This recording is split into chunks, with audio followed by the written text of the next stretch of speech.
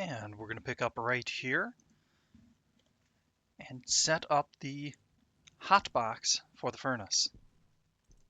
Can't remember if I referred to it like that or not before.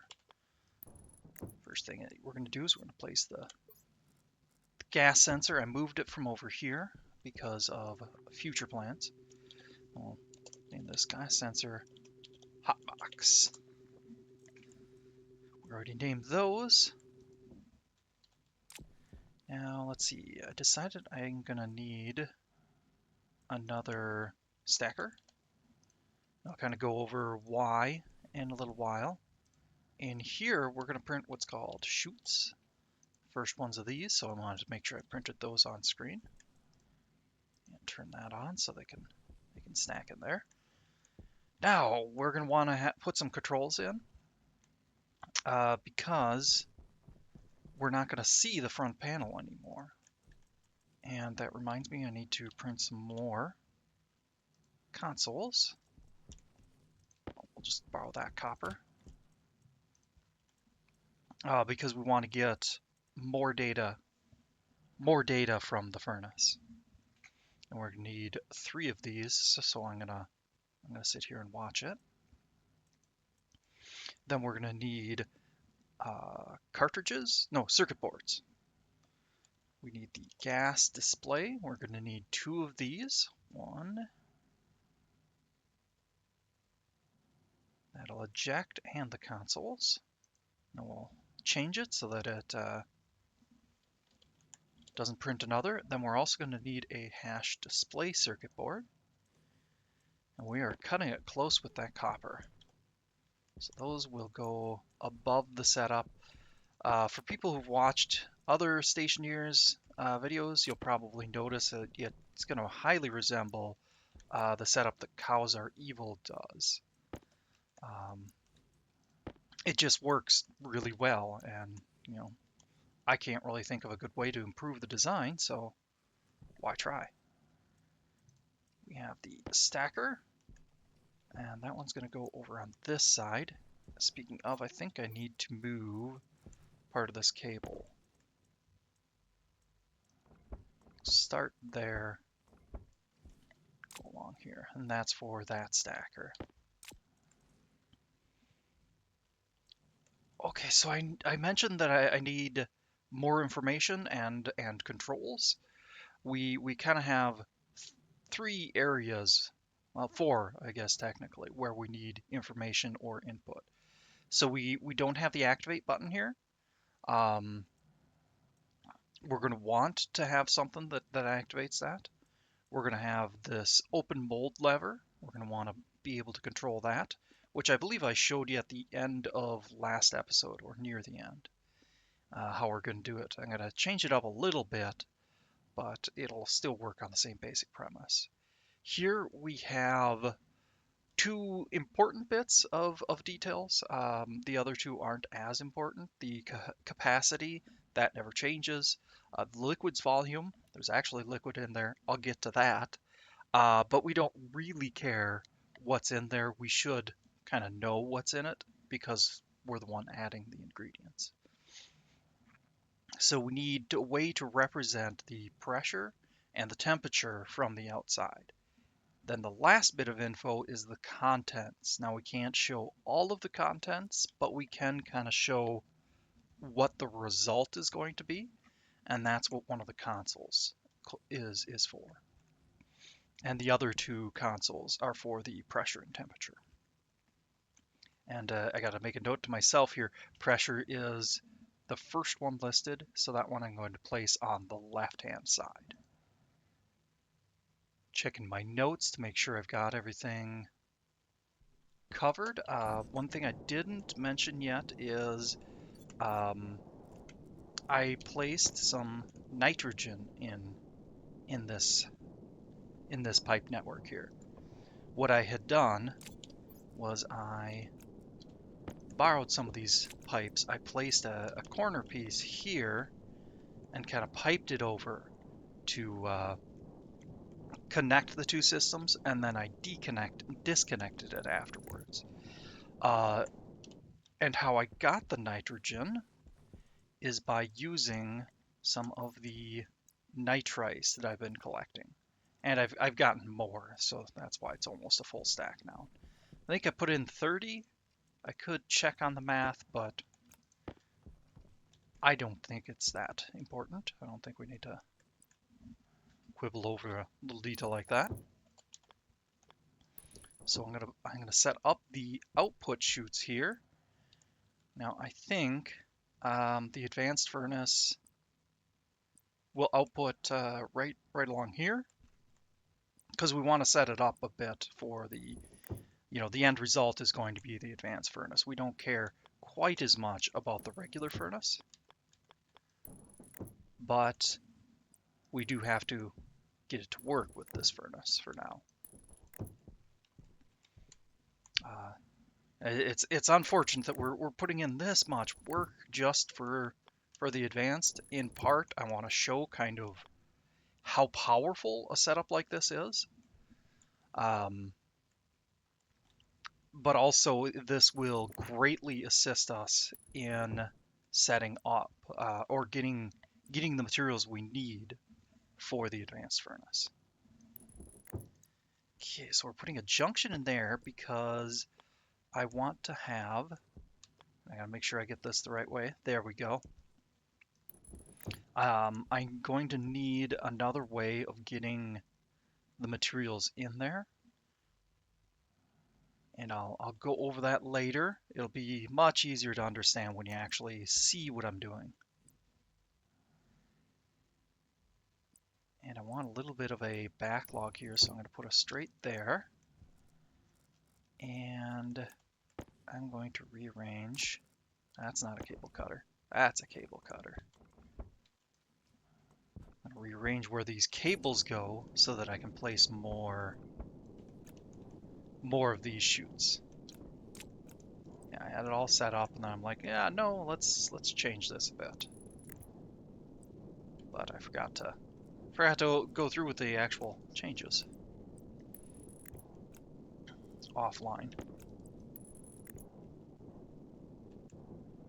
I think that's pretty good. Now we need a junction there.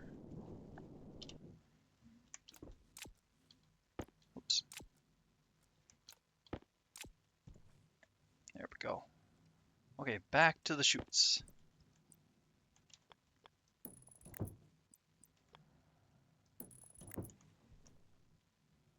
I feel like I'm forgetting something with these chutes. Oh yes, that's what it is. We wanna do something with the output. I think as long as I save a 2, that will be sufficient. So on this side we're gonna do inlet, and we're gonna face it this way. And on this side, I'm going to place the stacker over here, facing out this way. Oh, that's right. I just remembered I'm not going to be able to do it quite that way because I need an extra one over here. So the issue is the inlet. If we rotate this, you can see that it's not allowing the input directly connecting to the stacker.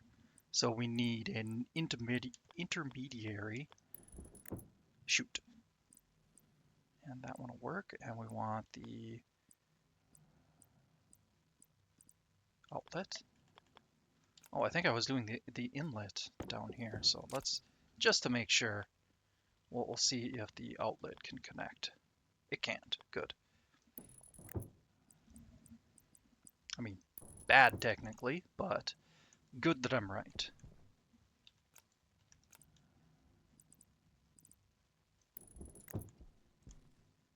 All right, that's all the chutes set up. We gotta still connect this cable on the inside again because I disconnected the hotbox sensor. Pipe it up there. It'd be easier if I just turn my jetpack on for this. There we go. Now, while I'm up here changing this stuff, we need to link up the consoles eventually here, and they'll go right across there. but we need to add the wall in to support them. So right here, we're going to place a logic button that's going to control the activate. Technically, it doesn't directly control it, but we'll see that in a sec here. And down here, I want a lever facing that way to control this lever. And that's getting a little cramped, so let's change to a different variant of the stacker and put the controls on the left side here, or right side, other left.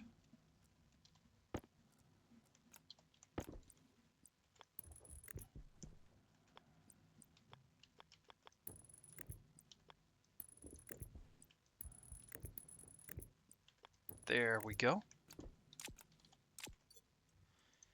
Now, to actually connect these up, because these don't do anything on their own, they just send a signal. You can see state 0, push it, and it flashes state 1 for a little bit there. Pull this one, starts with state 0, pull it, and it's state 1. But now we need to connect those to the actual furnace. So we're going to use logic writers for that. There it is. 1 and 2. Go ahead and switch it on. We don't have power yet, so it doesn't matter. Input is the button. Output is the furnace. The output variable, since this is the button, we want to make it activate. This one here, input lever, output furnace. Output variable is actually open. That's the one that controls the open mold lever. Verify that I got these on. I did. Good. All right, now just make sure I'm not forgetting anything here, because this is a very fiddly setup. Oh, I had mentioned that I had night rice, or put night rice into the furnace, and most of it is nitrogen, but there is a little bit of nitrous oxide. And nitrous oxide is actually an oxidizer that you can use in a combustive reaction. So that plus volatiles equals fire instead of oxygen. It's a much hotter reaction, so we're gonna, we can achieve much hotter temperatures with less. This one won't end up getting really hot though, because we have a bunch of extra nitrogen in there. All right, we're going to use the console monitor variant here, because that kind of angles it downward. Since we're down on the ground, that makes sense. Gas display on the left, gas display on the right, hash in the center.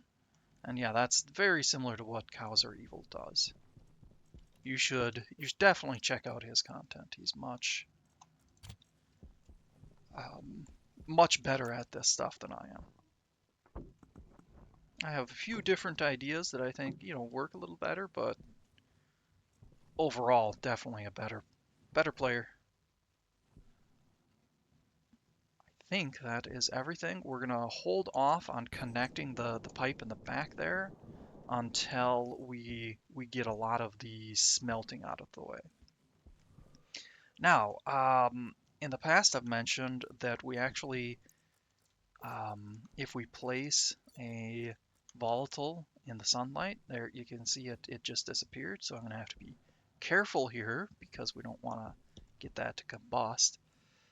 So yeah, if I were to be standing here, splitting off volatiles in the sunlight and try and throw them in there, they would melt, turn into gas, and possibly explode. So we're going to stand in this, because this is protected from the sun. We're going to put 5 in here. I did the math on what I need to do before. Now that it's in an inventory, it can't melt. And if we turn this on, and yeah, it's not completely switched on yet, the but that's intentional. Now I'll be able to just click and drag this into the stacker, and then I don't have to worry about having it in my hand. And I remembered something that I forgot to do before. We need to come in here. All right, I do need to dismantle that to get these switched on. I believe I detailed kind of what's going on there. One of them will be sucking out the gas from the hot box if it's above a certain pressure, and the other one is placing it in there up to a certain pressure.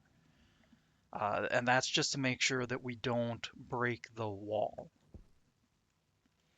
As long as we don't get too hot, it shouldn't burst those pipes in the back. If we ever do deal with really hot temperatures, I will need to address that. But that's a future me problem. And it's actually pretty easy. All right, switch that on. Now the gas is starting to go into the hot box. I'm going to switch on that one and that one. Now we have another use for our data disks. And before we connect to this to the furnace, we want to look inside the hot box first. So we're going to do pressure over here. This one we're going to switch to temperature, select the hot box again. There we go. So yeah, it's really cold because the furnace cooled down while I was doing all this extra stuff. And you can see these buttons or the button and lever are pretty much ready to go. All right, so don't actually need to hurry. Well, a little bit I do because we have to worry about the battery power. Those active vents drain power pretty quickly. But we don't need to hurry in regards to losing temperature now, and we'll kind of show that.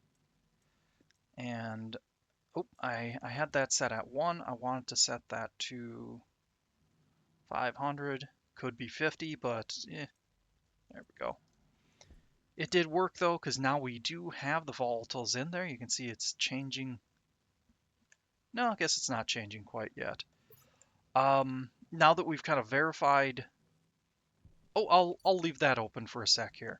We'll initiate the combustion. So now these temperatures are going to start going up, and then it'll really skyrocket. And just to make sure you remember, we're still looking at the hot box, not at the furnace. So there's a significant lag time for the temperature. Okay, we passed the 100 kilopascal mark. That's kind of where this needs to be, the hot box needs to be, to make sure it holds in the temperature in the furnace. It will still lose or gain some temperature based on the hot box temperature, but that's much better than losing a bunch due to vacuum or low pressure. All right, we capped out at 200 kilopascals. That is one of the active vents at work. It's pulling it into this network here, and you can see it's going to be pushing 10 megapascals pretty soon, but that's okay. We've got a 60 megapascal capacity in those. Right, now that we showed off the hot box temperature and pressure, we're going to switch these to the furnace. So we got to make sure we deselect these. I had a cut of the video where I had both selected, and I suppose I can show that. If we have both selected, you can see it's 9 megapascals, but I can guarantee you it's a much higher pressure in that furnace. So if we deselect the gas sensor, now we're at 19. So it does an average of the two, I believe. And same process here, deselect and reselect. And then we're going to put this in there. And I'll kind of show you what the hash display does in a bit here. Because for now, it's blank. So we're at 2000 Celsius. That is pretty darn hot. Just for a second here, I'm going to switch this off to save power. And we're going to come over here to our ore. I don't think I specified yet, but I did quite a bit of mining because we want to delve into the rest of the alloys, or at least as many as we can. Now, the first one I was going to do, and I've got the order set here to maintain temperature and pressure, because I kind of did some of the math ahead of time, and then I did a test run, and it was successful.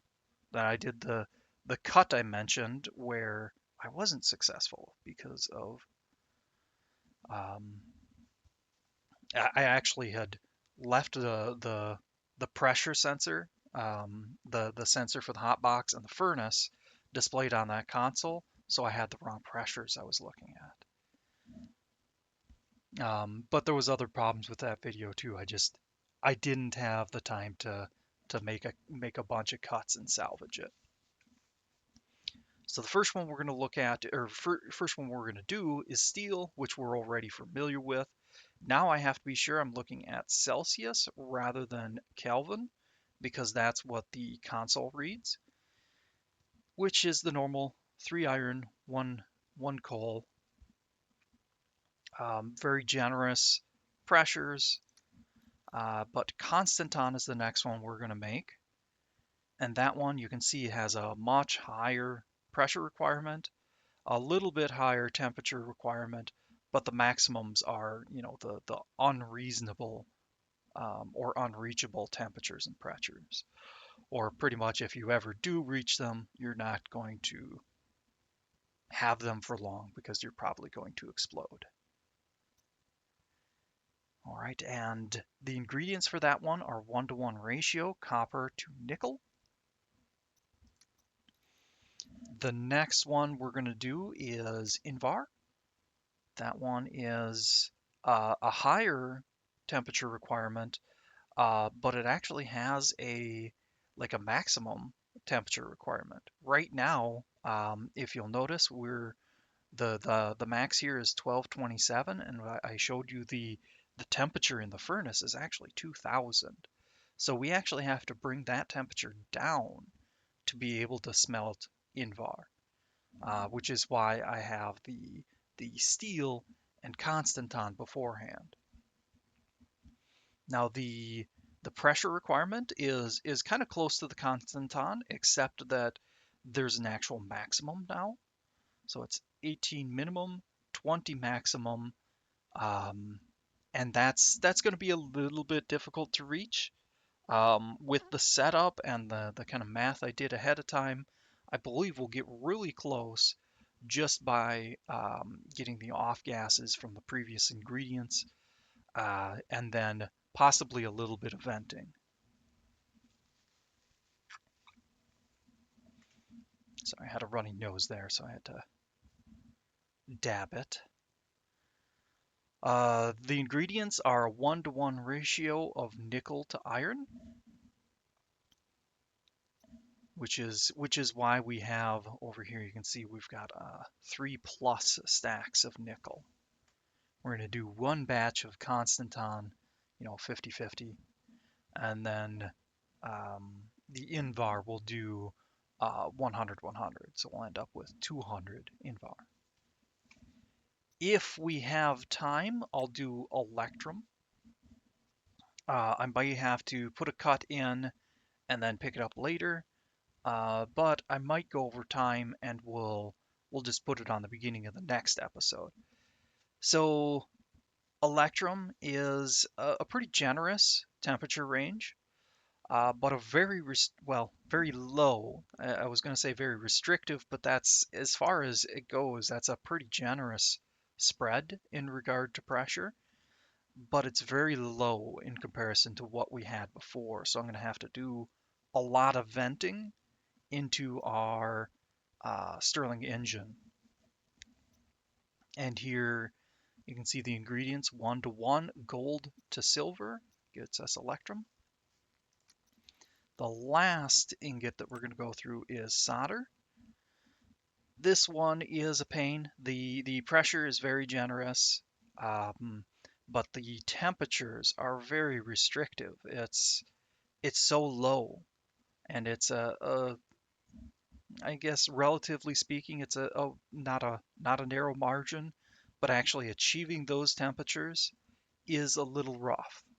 So I'm going to have to do not only a bunch of, or well, maybe a little bit of venting, but I'm going to have to send a lot of resources through to melt and smelt into the furnace um, to cool it down, which is a little weird, cooling down the furnace. But we'll see if we can get there. Probably going to need to do a lot of venting because of the off gas of everything I'll smelt. And the ingredients are 1-to-1 iron to lead. I actually went out and found a bunch of lead, so we'll probably do.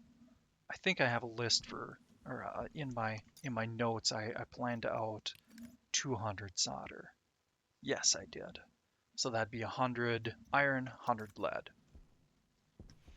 Okay, let's turn this back on and start smelting some Constantan first. So this one we can chuck right up there. It's a little tough to get that sometimes. And we want to make sure the lever is closed, which it is. Good. You can see, I forgot to note, this is what the hash display does. It actually tells you kind of, when it's connected to a furnace anyway, it tells you what the output is going to be. And in this instance, we were successful and we have Constantan ready to go. So when we want that, all we have to do is pull this. It goes into the chute, or into the stacker. Oh, we forgot to check this. That was my whoopsie there, and we're going to set that to 500. I thought I saw 2 of them fly out.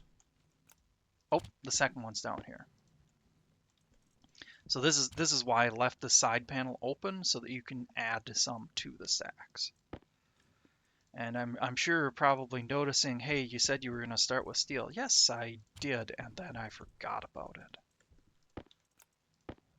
So we want 3 iron, 1 coal.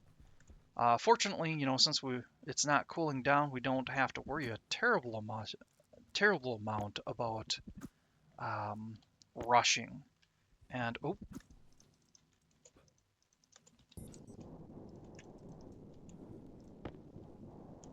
did I realize that in time? I think, nope, I did not.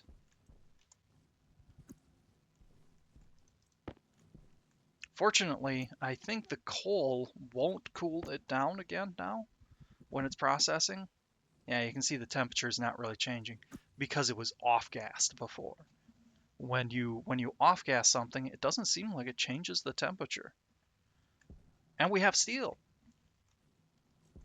Open the mold, be sure to stay over here and close it right away. Don't want a repeat of the last one. There we go, 200 steel. Put that over there for safekeeping. Gremlins like to steal it, so gotta keep it safe. Okay, now we're gonna do Invar. If I remember correctly, I want to leave the gas in there right now. Let me verify the recipe. So 1227 is the max temperature, and we're almost down to that point. So yeah, we can leave that in there. Add the iron, swap over here, add the nickel. This is going actually really well for hitting that target. That's practice, not talent. Because I've done this a few times now at this specific height. Okay, so now it's not giving us the Invar because we're over pressure now. The temperature range is good, but yeah, the pressure needs to be adjusted. So what we're going to do is we're going to grab this. I'm going to verify that I have this closed because that has a higher capacity. It might drain off too much.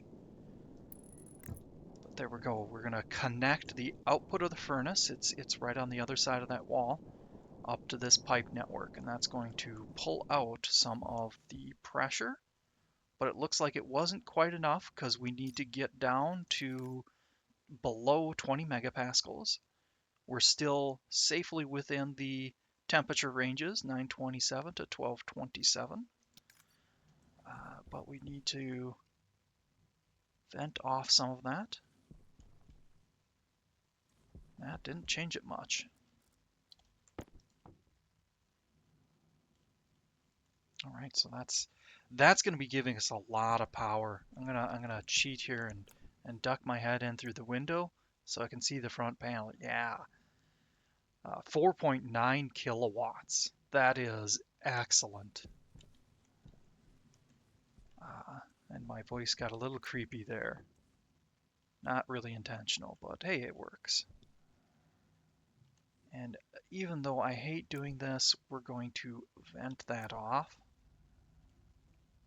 So we're actually wasting a lot of potential power here. I'm going to flick that off while this kind of vents.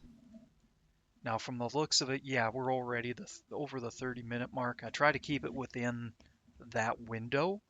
So I'll pick up next time on electrum and solder. And I'll probably do some cuts here and there to kind of keep the pace going. That's good enough. Now let's draw in more.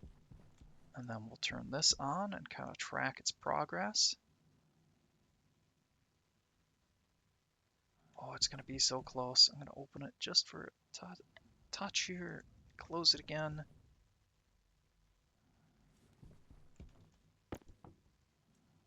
.4. Okay, so it's still drawing some in. Part of that is because of the way I designed this. I have that one-way valve in there that cycles some of it back through. So we're not just straight up wasting it because all of the gas coming in from the furnace has to pass through the Stirling engine once, the input side, and then it comes on the output before it can vent into space. Okay, we're below 20 megapascals, and there we go. Hooray! We have INVAR. Let's open the mold, close the mold, and grab our goodies. And we can switch that off. Now the fun thing is, all of the gas in there is going to stay at approximately that temperature for a very long time. I think in all actuality, it can gain a little bit as it sits if everything's on.